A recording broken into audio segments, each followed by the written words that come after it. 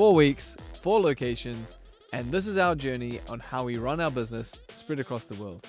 It involves figs, Brad Pitt, Table Mountain, snow, and desert. Let's go.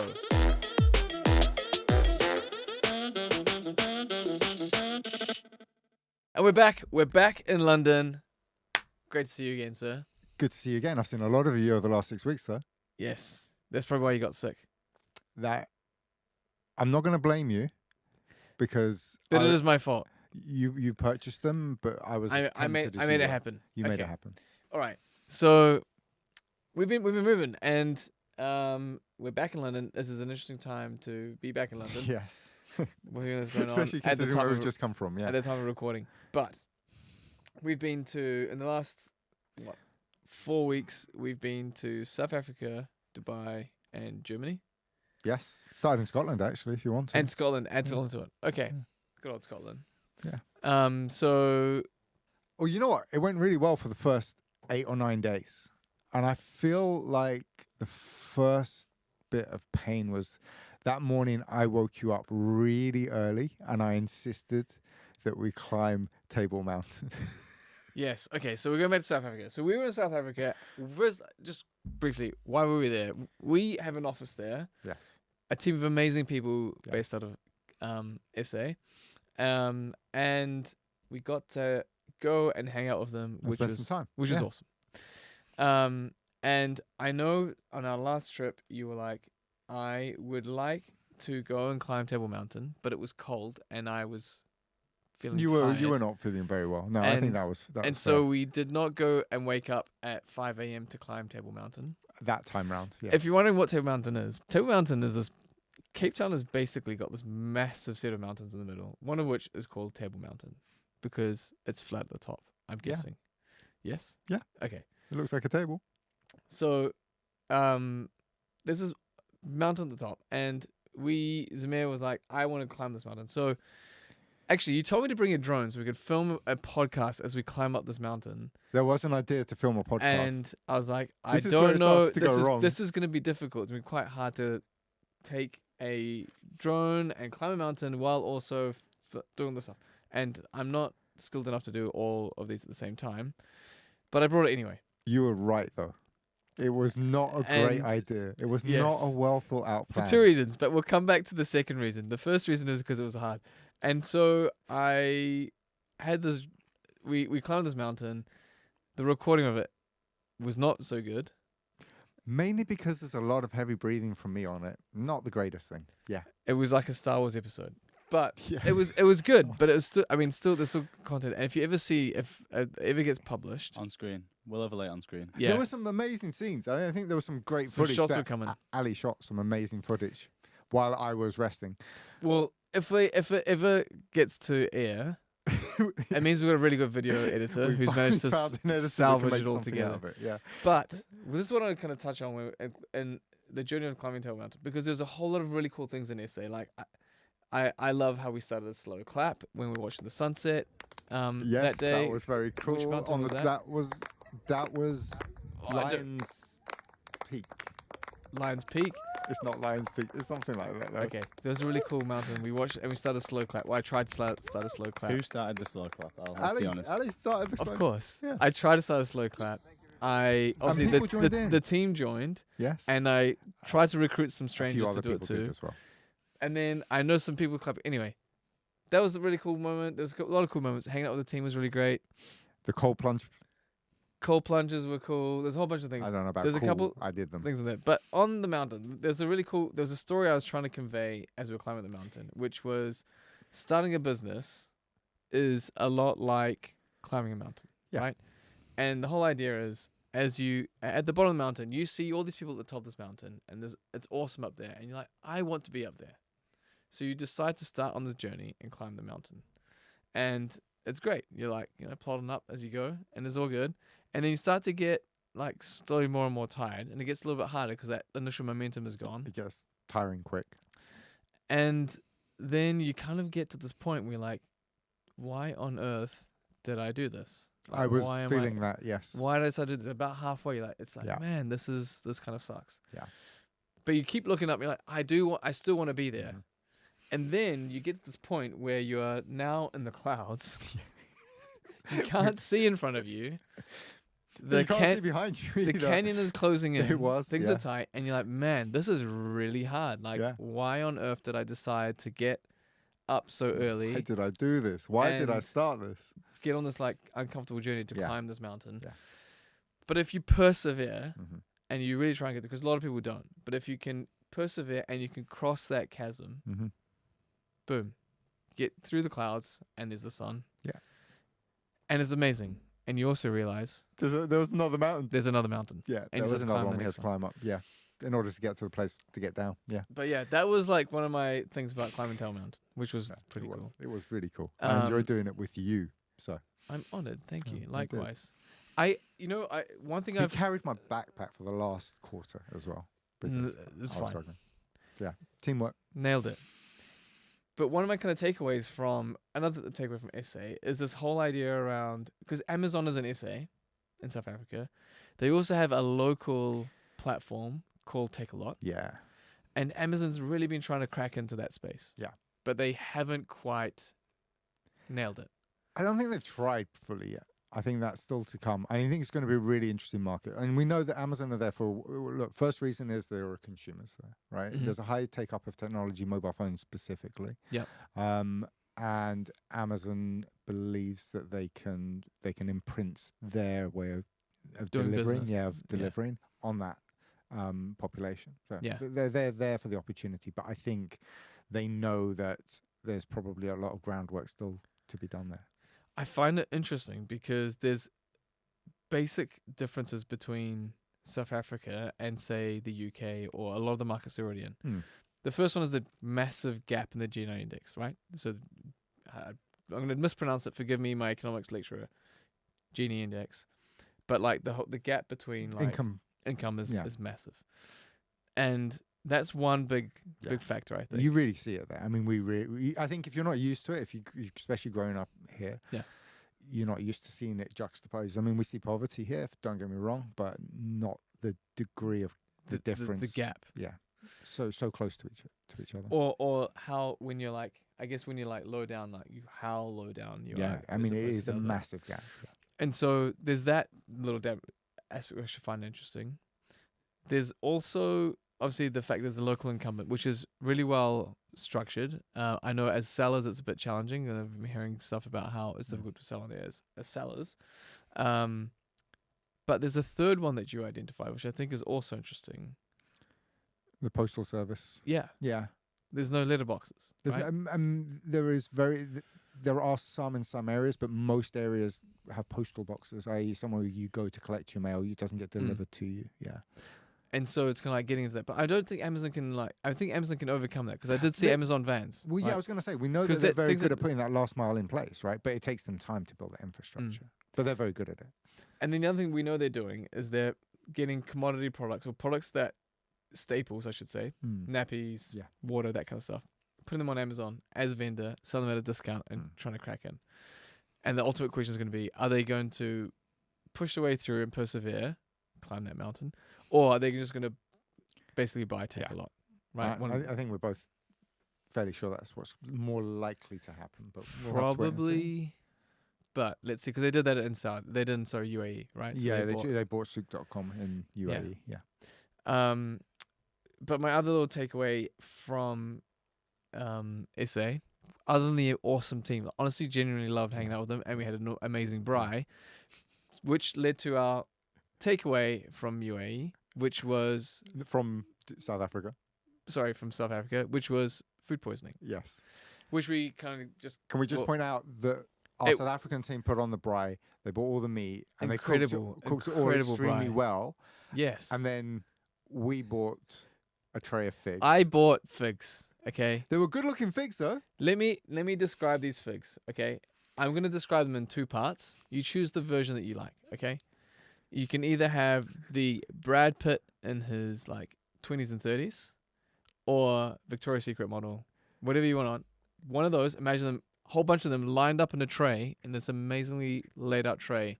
These beautiful-looking figs that you're just like, I want to get some of these.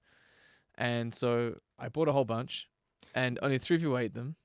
And only those 3 people got incredibly sick. Me having consumed far more because I'm Middle Eastern, and figs is just like easy pains.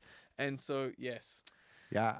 So that was our takeaway from Cape Town in the end, as well as all the good stuff. All the awesome stuff.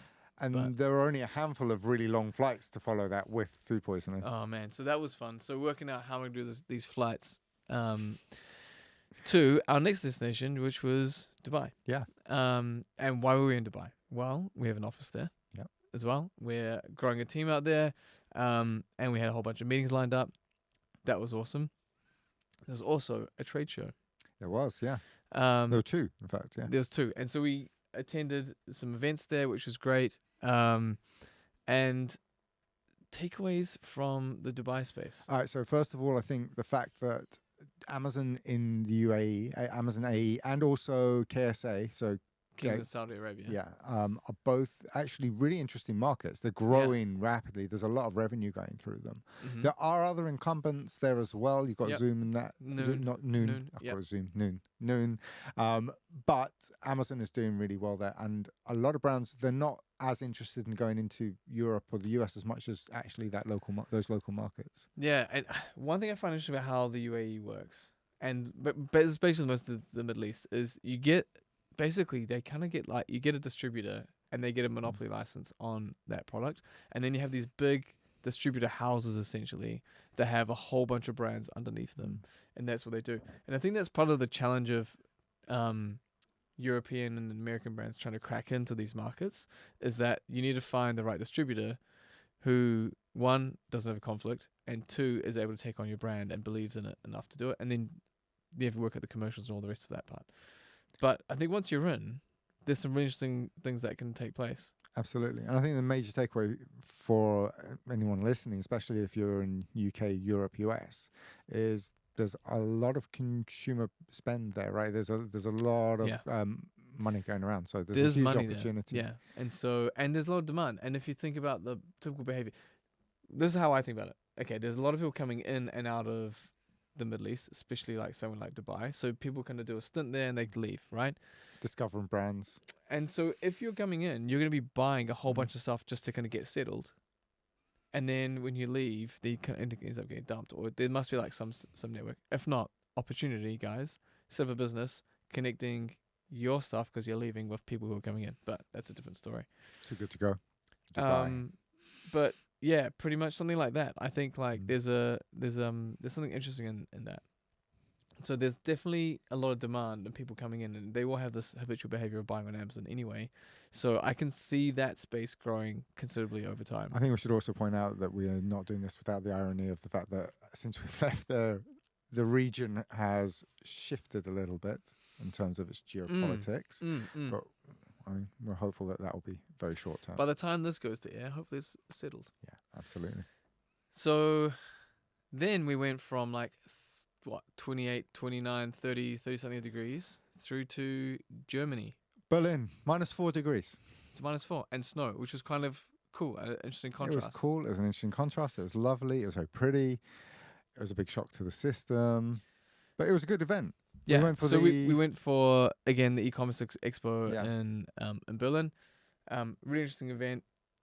It's cool how it was like a multilingual. I really like that. Bilingual event. Yeah, I would say it's bilingual. It was about 50-50 German speaking and English speaking. So the stages, there was always something on in English in both languages. Yeah. And kind of coming into that market, the thing for me, actually, obviously Amazon in Germany is well established. E-commerce is well established in Germany. I mean, point out, it's larger than the UK market. It is the largest European market. Yeah. But for me, the bit I found challenging or interesting was like seeing the number of kind of like companies that are trying to find solutions for the fragmentation that is in Europe. So you got the VAT and compliance, all that kind of stuff. You've got freight elements that require there's still that fragmentation, and then obviously language, right? So for me, the way I think about it is, okay, we used to advise lots of brands about getting into Europe. That's the next logical step. Obviously, Brexit happened. That's no longer a logical step. And so the US becomes a viable option. Hashtag tariffs, hashtag other stuff. But it's kind of like I find the contrast between the two options really interesting. So you've got Europe right here, so easy to access in some ways in terms of like geographically, like by distance, but it's so fragmented. So if you want to get into it, you have to work out a way or be comfortable with that fragmentation. Alternatively, the US, loads of opportunity. Yeah. Very high disposable incomes. All in English. Yeah. But to succeed and do it well, you have to be comfortable with the expense. Scale. The expense of doing that, right? Because of the scale. Yeah, because of the scale. There's so much more cost involved in it. You can't just kind of put something in and then hope it will fly like it kind of works in Europe in a way. You really have to kind of, I think if you're moving from Europe to the US, you have to kind of think about the whole funnel and make sure you're activating the whole e-commerce funnel as a like the awareness part, the like consideration part, and then down to the conversion, and then have a whole plan about this whole thing, and multi-platformed as opposed to just I'm gonna stick some stuff on Amazon and see. In order to make it sustainable, you're saying, yeah, to make it actually work. And so I find that contrast interesting, especially when we were in Germany looking at all these events, and all these different stands that were there, and the fragmentation is a big part of it. And so I think it's not something that's easily overcome. I think it's an interesting point because we often see it as a UK Europe thing, but when we were there, what I noticed is you're right. Even if you're a German company, you're having this issue with France and Italy and Spain. It's not consistent, and they often talk about a single market, but ultimately VAT, for example, that exists regardless. The language barriers exist regardless. And interesting that like things like FBA fulfillment fees, right, which depend on localized shipping postage fees, are different in every single market. So pricing has to be different in every single market. So yeah, these within Europe, each of those companies that are selling is still struggling with that, as you've said, that fragmentation. So yeah, it was just kind of an interesting month. So February was a funny month because there's a lot of contrast, a lot of movement, both in my stomach and geographically. I'm unavoidable. Forgive me. Yeah. But yeah, painful memories. Because it was legit food poisoning. I mean, like we were doing these like business meetings, trying to keep a straight face. We were running, 16, 17, 18-hour days with that going on for close on 2 weeks. Yeah, it was bad. Yeah. But that said, you know what was the other highlight of going to Dubai? We got to meet up with Leon. Leon came with us. Yeah. Indeed. He didn't bring the red speedos. I didn't. I should have, because the weather was enough for it. Yeah. No, I think that was really good. It makes a massive, massive difference. And I think maybe, and I'm not speaking out of experience, but maybe other agencies don't do this as much, which would be to actually go and meet the brands they work with in person. Yeah. Because, we speak with these guys all the time online via message and via Zoom, but once you see them in person, you see where they work, you see and understand how they work. Context and layers. It makes so much difference. I mean, without getting into details, there were so many things that we were kind of like butting heads with. And as soon as you see it in person, you're like, oh, wow, there you go. And we can move forward. Yeah. And it's so much easier. So yeah, we do a lot of that, visiting the brands we work with, and Leon did the hard job of doing that for us. And recording some podcast episodes. Thank you. And recording some podcast episodes. So yeah, a good month and a lot of interesting insights off the back of it. Yeah. Cool. Back for a short period of time before the next set of travels. Before the next set, which should be fun. Yeah. Alrighty. Should we wrap it there? Let's wrap it there, guys. We've enjoyed telling you. Hopefully you've enjoyed hearing it. And stay awesome. One love. Peace out. One love.